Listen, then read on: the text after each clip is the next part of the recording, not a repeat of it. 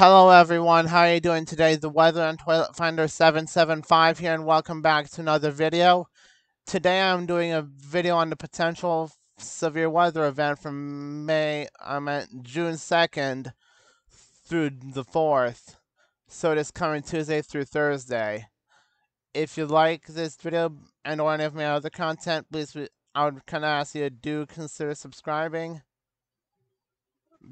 And about 95% of people, about 94.6% of people of you who watch my videos are not subscribed. So if you would try to consider hitting the subscribe button, and also be sure to hit the notification bell if you do not want to miss an upload. But that's purely reading the notification bell is purely optional. Now let's get right into things. First things first, we have the day 3 severe thunderstorm outlook.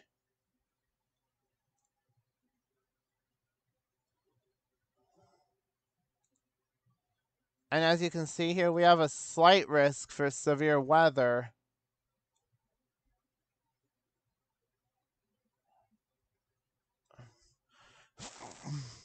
For portions of southeastern South Dakota through to southwest Wisconsin, even including most of far northern Iowa and far southern Minnesota. Now even wider area is a broad-brushed marginal risk. That's when not gonna experience as big a chance of severe weather as the folks in the slight risk zone. But so you can see an outside shot of at least some severe weather. Now, in the general thunder areas, where you're not going to experience anything in the way of severe weather, only a general thunderstorm risk. That would not be so. And now for the probabilistic outlook. You can see that there's a 5% probability of severe weather in the brown shade. That's our marginal risk zone, and a 15% risk zone, including but not limited to cities included in this are included but are not limited to Madison, Wisconsin, Sioux Falls, South Dakota, Rochester, Minnesota, Sioux City, Iowa, and Bloomington, Minnesota in the slight risk, Chicago, Illinois, Detroit, Michigan, Milwaukee, Wisconsin, Minneapolis, Minnesota, and even as far as Toledo, Ohio in the marginal risk. Now the Storm Prediction Center does have a hatched area where 10% or greater probability of significant severe weather within 25 miles of a point is possible. That's mainly for portions of east central South Dakota and southwest Minnesota, though.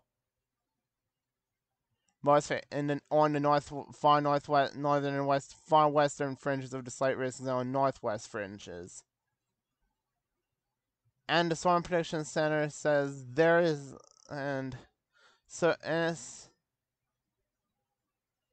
upwards of 3K plus joules per kilogram ML mixed layer cape is expected by BP near a weak surface low across southeast South Dakota, northeast Nebraska, and the vicinity of an eastward extending front. I don't know whether it'll be the warm front or the cold front. I think it'll be the warm kind, but I may be wrong. Vertical shear is maximized along and immediately north of the front, with supercell set as the initial storm mode. Current thinking, however, is that scatter storms are most likely to initially develop across eastern South Dakota by late Tuesday afternoon and early evening. And I'm not going to read the rest of that. They could they should further increase and organize as they develop east-southeast or during the evening within the unstable air mass across southern Minnesota and far northern Ireland to southern Wisconsin, with large hail and damaging winds expected. Now to show you people today 4 to 8 outlook. Day 4, predictability too low. Day 5, same thing. 6, 7, 8, same thing. General predictability issues. While severe thunderstorms will be possible each day in the day 4 through 8 time frame, Spatial and mesoscale related uncertainties preclude a 15+% outlook delineation at this time. Multiple on day 4 on Wednesday, June 3rd, due to a modestly strong belt of westerlies overlying a moist and unstable air mass along the south of roughly west-east oriented front, west or east oriented front from the Central Plains to the Ohio Valley and Mid-Atlantic states. Multiple corridors of severe thunderstorms can be expected, so not just one area to watch. But however, the one most probable areas from the Nebraska-Kansas border vicinity into the Ohio Valley. I wouldn't be surprised if at least a marginal or slight risk, even slight risk, would be introduced. For Thursday, isolated severe thunderstorms could occur near the southward shifting front from the Ozarks to the Tennessee Valley and southern Appalachian Mountains. Other severe thunderstorms could occur across the upper Midwest and middle Missouri Valley near an advancing front. And the severe risk should again increase across northern high plains through Friday and next Saturday. Through this coming Friday and Saturday. Yeah, day 4 through 8 is predictability too low as of yet. Now let's see the flooding potential with this. Now let's see the accumulated precipitation forecast. As you can see, not very impressive. Only virtually nothing over a significant severe weather area as of now. Only up to a trace to 1/100th of an inch. The most rainfall, however, is extended from northeast Nebraska to much of Wisconsin, where totals of generally a tenth to a quarter inch are expected. However, multiple pockets of half an inch or greater are possible. Now let's see that excessive rainfall outlook. Day 3, the Weather Protection Center already has a marginal risk out for excessive rainfall across some of our severe weather risk zone. But this video is mainly about the severe weather. I just wanted to show this flooding potential outlook. Northern Iowa, southern Minnesota, much of Wisconsin, and the Lower Peninsula of Michigan could be in the west central Lower Peninsula of Michigan could be at risk for marginal isolated flash floods.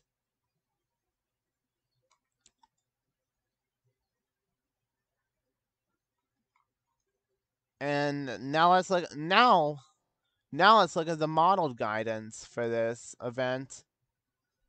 12 UTC. Let's go to our forecast hour 48. You can see that there's some pretty widespread yellows and oranges, and even some reds out in our general slight risk area, general slight and marginal and some marginal risk areas. You can anywhere in the yellows is 2,000 to 2,500 Cape. Areas in the orange 2,500 to 3,000 Cape. The reds 3,000 to 3,500. The dark reds 3,500 to 4,000 in the Cape. And I'm only seeing a very localized pocket of 4,000 purple, which indicates 4,000 plus Cape. 4218 joules per kilogram. Let's see what that's about. We already got severe weather as a possible hazard type, and so no surprise that they issued a slight risk for southwest Minnesota and a slight risk for southern Minnesota, northern Iowa, southeast South Dakota, and southwest Wisconsin for that reason. 0 UTC, you can see Cape really explodes up perhaps near 6,000 in southwest Wisconsin. 5885. And here we already got a marginal tornado as a possible hazard type for that region. Now, there's also an isolated area of 5,000 plus Cape where the pinks and dark reds are shown.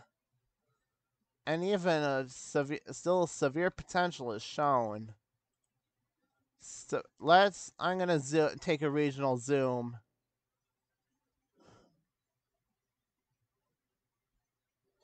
I'm gonna find out where this area. I'm gonna click on random areas. Marginal severe. 4120. I'm guessing that's gonna say no hazard. Please, please. Yep, nope, marginal severe. So I wouldn't be surprised if the marginal risk may get extended down further to perhaps to the south where isolated 4,000 plus cave mounts are possible. 4038. Yep, that supports my claim that the marginal risk could be potentially extended down to the south. Now, oh no, I meant to keep that old page open. Hour 72, Wednesday.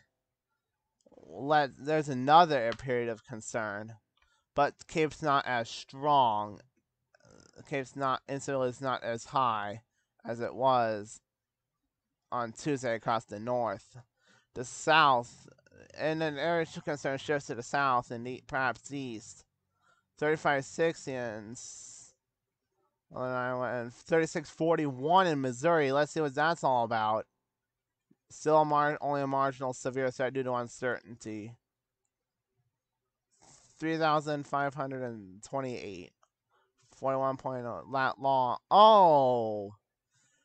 So we're seeing a severe sounding there, folks. This is not a joke. It is never a joke. Let's see what the Cape is like around the Southeast Iowa neighborhood. Let's click on the Johnson County Boot Heel of Iowa. Severe. So I imagine that at least a marginal risk could be introduced, if not a potential, if not maybe a slight risk even. Hour 78. Cape starts to push down to the south. Push and then even increase. And even increase in pockets across Kansas, Missouri, and even Iowa and far western Illinois. 4,000. Where I'm seeing some purples. 4,000 plus. 4 grand plus. 4.5K. Marginal severe. What is going on, Mother Nature? What is going on with Mother Nature this week? 96 hours. 102 hours. 5,691. That's some crazy high Cape. Severe. Random, just click on random areas here. Also severe. So yeah, there could even be 2 slight risks in a row. Oh, I'm seeing the first Tor possible hazard type of the video across southwest Wisconsin. There could be a Tor Yep. They're seeing pivotal weather saying Tor is a possible hazard type across potentially southwest Wisconsin, where the higher Cape values are residing. And in southeast Nebraska, also Tor.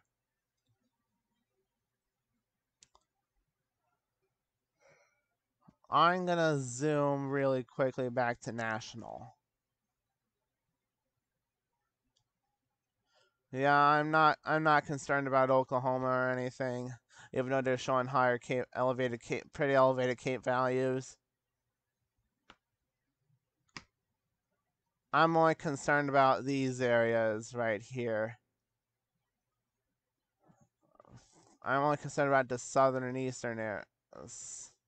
Southern areas of the Midwest for Friday. I'm gonna marginal tornado probabilities could be extended. It could be seen all the way down to northeast Oklahoma even.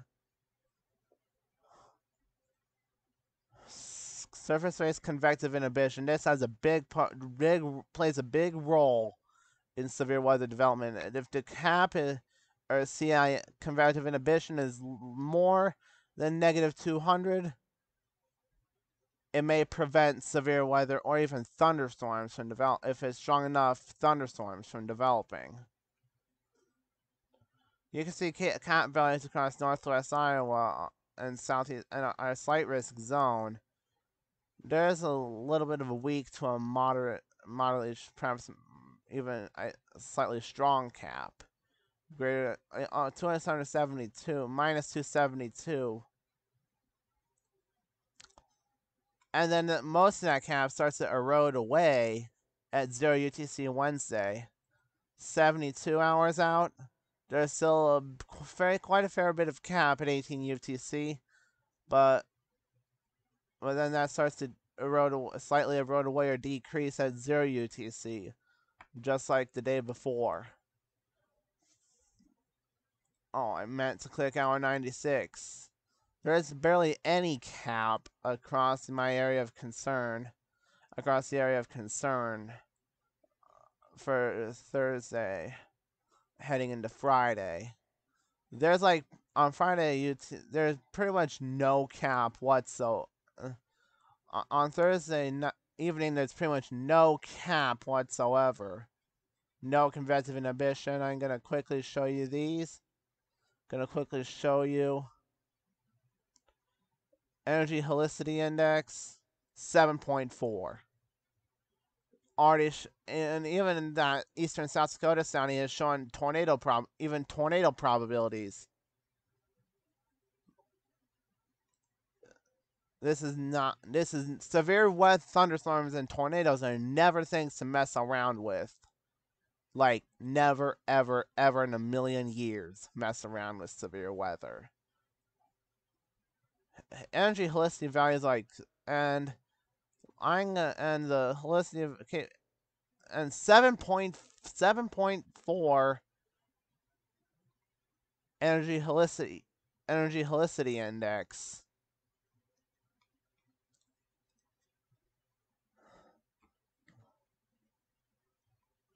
7.4 at hour 48. Hour 54, that's just well to the south. So I wouldn't be surprised to even see that marginal risk extended down further into down south into Nebraska, Iowa, and perhaps even with parts of Wisconsin and maybe parts of Illinois even, but I'm not sure about that. I'm gonna have to wait to update you people on this. 72. I'm just going to show you the notable soundings. Energy helicity index is looking very low at 18 UTC. Wednesday, 0 UTC. Thursday, however, it's maybe pretty elevated. And the energy helicity index until I reach 84 hours out is going to be the closest I get to the significant tornado parameters. 102. Energy helicity index indices could reach 7.2 across north and eastern north central Kansas. Tornado probabilities yet again shown as a possible hazard type, and the red line shown as near the classic supercell line. That must indicate wind strength with height.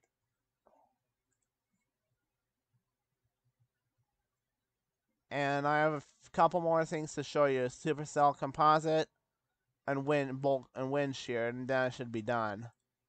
Sorry if this is taking so much out of your day. I'll try to be a little quicker next time. A supercell composite is 24 across eastern South Dakota. Also running double digits across into south central Minnesota.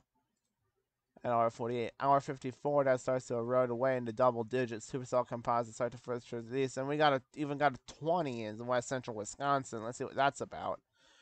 Oof. Tornado probabilities once again shown as a possible hazard type. 70. No, that's 72. And then the higher supercell composite looks to be across Oklahoma. 6 supercell composite. I'm going to zoom back into the Midwest, North Central U.S. or Midwest. I say pretty much anything greater than a 2 or greater than a light, medium gray is very favorable for supercell development. So no wonder. Western Illinois, marginal severe. Wouldn't be surprised to see a potential margin, at least marginal risk introduced from Wednesday. 18 UTC supercell composites running near 10, 11 in northwest Iowa, northeast Nebraska, and pretty high, also pretty high in southeast South Dakota. Excuse me. 102 hours out with 23 supercell composite, 23 across northeast Kansas, and and further towards my region where I live, excuse me, is at a 3, 4, perhaps even 5 supercell. Was the 5s even further west? Now, any comments saying that this forecast is biased towards the Midwest will either be responded to, and definitely don't say any comments saying that the forecast is biased towards my state. Please don't do that, as those comments may be subject to removal at any given time. Now, that disclaimer out of the way, let's look at bulk shear. 48. You can see a shear is now looking pretty strong across our slight risk area. And you need shear for ideally would want for very large hail you'd want high shear. And for tornado, hail is not the only thing you need shear for. And so it's also for damaging wind, and it's also for tornadoes and perhaps damaging winds. 54 purples show up across South Dakota, and even some darker blues. Hour 72, also some blues showing up for the portions of the Midwest, but not too overly strong until Nebraska and when you reach 0 UTC, and I don't think that's an area of concern for thunderstorms. 96 hours out, could potentially see some pretty weak shear at 8. But then shear may start to ramp up across the north, but that's not the area I'm talking about for Thursday and Friday. And that's it, everyone. After just about 23 minutes, this is it. If you liked the video, be sure to click like and or comment and or subscribe. And I'll see you people in the next video. Bye bye.